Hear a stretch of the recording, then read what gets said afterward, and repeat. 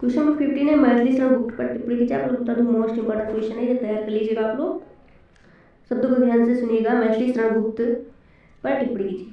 हिंदी साहित्य की उज्ज्वल नक्षत्र एवं राष्ट्र के कवि के रूप में विख्यात मैथिली शरण गुप्त जी का जन्म 3 अगस्त 1886 ईस्वी को हुआ। कब हुआ? 3 अगस्त 1886 ईस्वी को झांसी जिले के चीर गांव में हुआ। इनके पिता सेठ रामशरण, माता काशीबाई दोनों ही वैष्णव थे। पिता रामशरण गुप्त प्रभु की भक्ति में, अध्यात्म में रुझान के साथ साहित्य में भी रुचि रखते थे। मैथिली शरण गुप्त के जीवन में इनके माता पिता के आचरणों का बहुत अधिक प्रभाव रहा।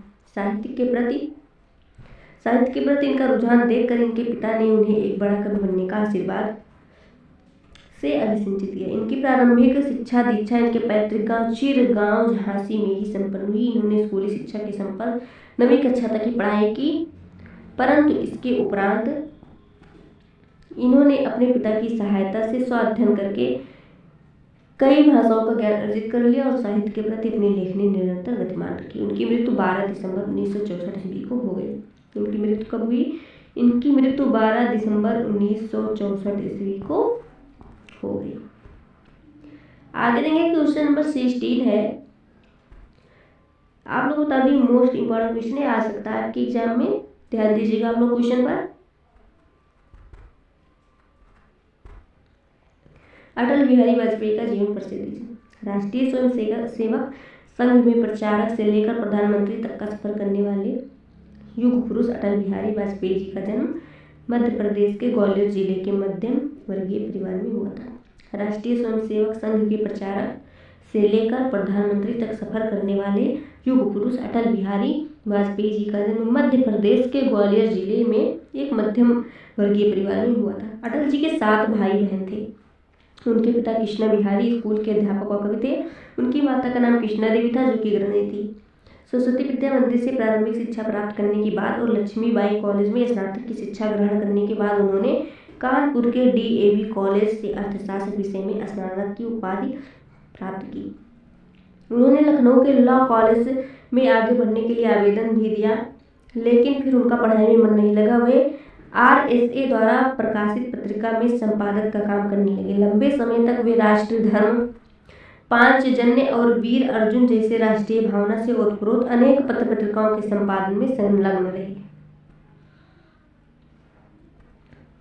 अटल जी को एक बहुत अच्छे पत्रकार, राजनेता व कवि के रूप में जाना जाता है। वे आजीवन अविवाहित रहे। अटल जी साहित्यिक प्रकृति के थे, जिससे वे तीनों भाषाओं के प्रति आकृष्ट हुए।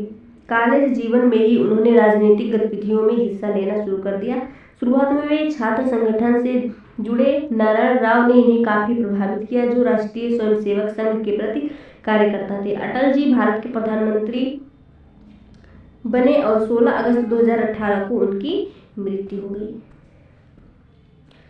क्वेश्चन नंबर 17 है, भी इंपॉर्टेंट है। अटल जी की स्वर्णिम चतुर्भुज परियोजना पर टिप्पणी कीजिए। स्वर्णिम चतुर्भुज योजना भारत भर के चारों कोनों को सड़क मार्ग से जोड़ने के लिए स्वर्णिम चतुर्भुज परियोजना, अंग्रेजी में गोल्डन क्वाड्रिलेटरल प्रोजेक्ट या संक्षेप में GQ प्रोजेक्ट की शुरुआत की गई, जिसके अंतर्गत दिल्ली, कोलकाता, चेन्नई व मुंबई को राजमार्गों से जोड़ा गया। ऐसा माना जाता है कि अटल जी के शासनकाल में भारत में जितनी सड़कों का निर्माण हुआ वो केवल शेरशाह सूरी के समय में ही हुआ था। अन्य कार्य भारत का नेतृत्व करते हुए अपने शासनकाल में उनके द्वारा किए गए कुछ महत्वपूर्ण कार्य का वितरण इस प्रकार है। 100 साल से भी ज्यादा पुराने कावेरी जल विवाद को सुलझाया। संरचनात्मक ढांचे के लिए कार्यदल, सॉफ्टवेयर विकास के लिए सूचना एवं प्रौद्योगिकी कार्यरत विद्युतीकरण में गति लाने के लिए केंद्रीय विद्युत नियामक आयोग आदि का गठन किया। राष्ट्रीय राजमार्गों एवं हवाई अड्डों का विकास, नई टेलीकॉम नीति तथा कोंकण रेलवे की शुरुआत करके बुनियादी संरचनात्मक ढांचे को मजबूत करने वाले कदम उठाए। राष्ट्रीय सुरक्षा समिति, आर्थिक सलाह समिति, व्यापार एवं उद्योग समिति भी गठित की।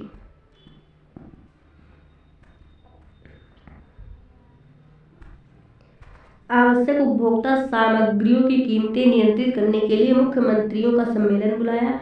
उड़ीसा के सर्वाधिक गरीब क्षेत्र के लिए 7 सूत्रीय गरीबी उन्मूलन कार्यक्रम शुरू किया।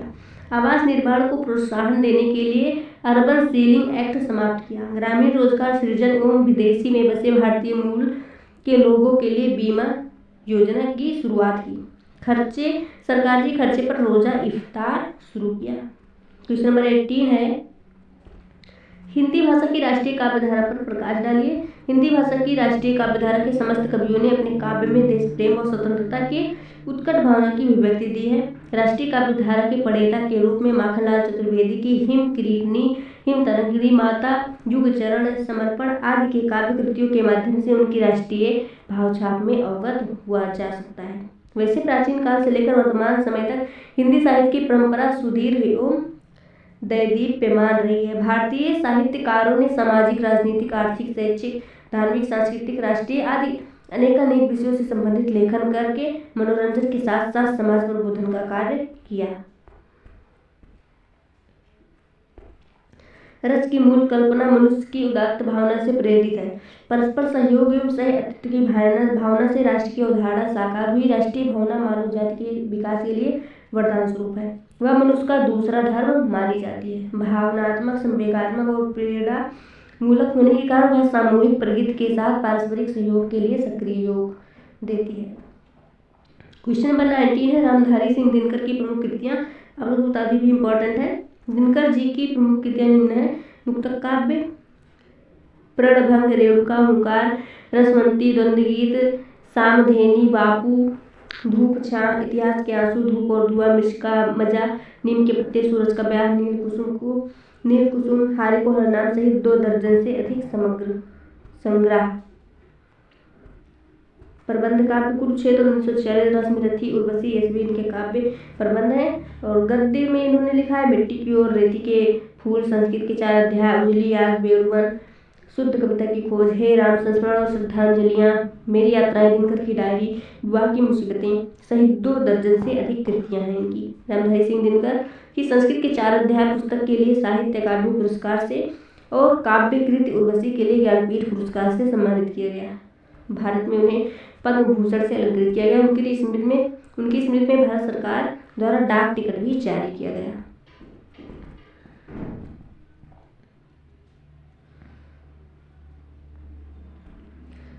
खूनी हस्ताक्षर का भावार्थ प्रस्तुत कीजिए। यह कविता गोपाल दास व्यास की है, जिनका भावार्थ निम्नलिखित है। यह कविता देश की स्वतंत्रता के लिए प्राणों का उत्सर्ग कर देने वाले वीरों से रक्त को ही सच्चा रक्त मानने की हिमायती है। इसके विपरीत वह रक्त किसी काम का नहीं जो देश के काम न आ सके। सुभाष चंद्र बोस के द्वारा बर्मा की लड़ाई के दौरान नौयुवकों से उनके खून की कुर्बानी मांगी गई। उस दिन नेताजी का समर्थन करने वाले नौयुवकों ने सच में अपने खून का मूल्य पहचाना था। कवि कहता है कि पराधीन नसों में बहने वाला रक्त नहीं पानी है। कवि कहता है कि स्वतंत्रता की देवी के चरणों में वह जयमाला अर्पित की जाएगी जिसमें नौयुवकों के शीश रूपी फूल गूंथे गए हों। विश्व में किसी भी देश की स्वतंत्रता का इतिहास काली स्याही में नहीं लिखा गया, बल्कि यह रक्त की लालिमा से लिखित है। सुभाष चंद्र बोस द्वारा तुम मुझे खून दो मैं तुम्हें आज़ादी दूंगा के आह्वान पर सभी स्वयं को समर्पित करने के लिए तत्पर हो उठे।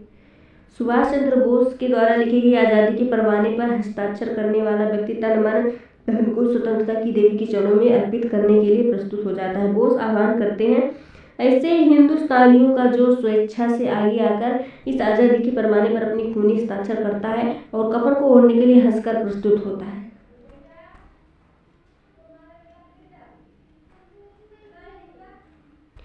क्वेश्चन नंबर 20 है, गोपाल चंद्र व्यास की रचना शहीदों में तू नाम लिखा ले रे का भावार्थ प्रसिद्ध है। गोपाल चंद्र व्यास की कविता शहादत और शहीदों की प्रशंसा में लिखी गई है। कवि कहता है बिना शहीदों के कोई देश नहीं बनता। वतन पर मर मिटने की उम्मीद युवा में न हो उसका यौवन व्यर्थ है। उद्देश्यहीन जीवन का कोई अर्थ नहीं है जब तक जीवन देश के काम न आए। माँ का पुत्र पैदा करना भी व्यर्थ है। कवि तात्या टोपे एवं भगत सिंह की तरह वतन पर कुर्बान देने वाले शहीदों तथा कुंवर सिंह, झांसी की रानी महाराणा प्रताप, दिल्ली के शाह बहादुर, शाह जफर, कानपुर के पेशवा नाना की तरह जीवन मिलने की कामना करते हैं। 1857 की क्रांति की याद दिलाता है। कभी जब आज़ादी के परवानों ने स्वतंत्रता की देवी को मुक्त कराने के लिए रक्त से होली खेली थी, अंग्रेजी सरकार द्वारा अपने भ्रांति प्रताड़ित किए जाने के बावजूद वे अपने संकल्प से डिगे नहीं। कभी देश पर मर मिटने वाले ऐसे शहीदों में हर भारतीय नाम शुमार करना चाहता है। अगला क्वेश्चन है, श्यामलाल गुप्त सारस्वत पर टिप्पणी कीजिए। श्री श्यामलाल गुप्त सारस्वत का जन्म कानपुर उत्तर प्रदेश के पास नरवल गांव में 9 दिसंबर 1893 हुआ था। मिडिल क्लास करने के बाद उनके पिताजी ने उन्हें घरेलू कारोबार में लगाना चाहा और सारस्वत जी की रुचि अध्ययन और अध्यापन में थी, अतः वे जिला परिषद के विद्यालय में अध्यापक हुए।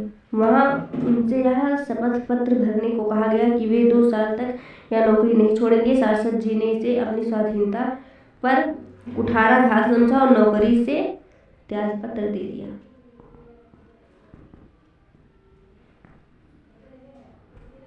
अमर शहीद गणेश शंकर विद्यार्थी और साहित्यकार प्रताप नारायण मिश्र के सान्निध्य में आने पर श्यामलाल जी ने अध्यापन, पुस्तकालयाध्यक्ष और पत्रकारिता के विविध जनसेवा कार्य भी किए। सारस्वत जी 1916 से 1927 तक पूर्णतः समर्पित कर्मठ स्वतंत्रता संग्राम सेनानी रहे। गणेश जी की प्रेरणा से अपने फतेहपुर को अपना कार्य क्षेत्र बनाया। इस दौरान नमक आंदोलन तथा भारत छोड़ो आंदोलन का प्रमुख संचालन तथा लगभग 19 वर्ष तक फतेहपुर अंग्रेजी कमेटी के अध्यक्ष पद के दायित्व का निर्वाह भी सारस्वत जी ने किया। जिला परिषद कानपुर में भी वे 13 वर्ष तक रहे।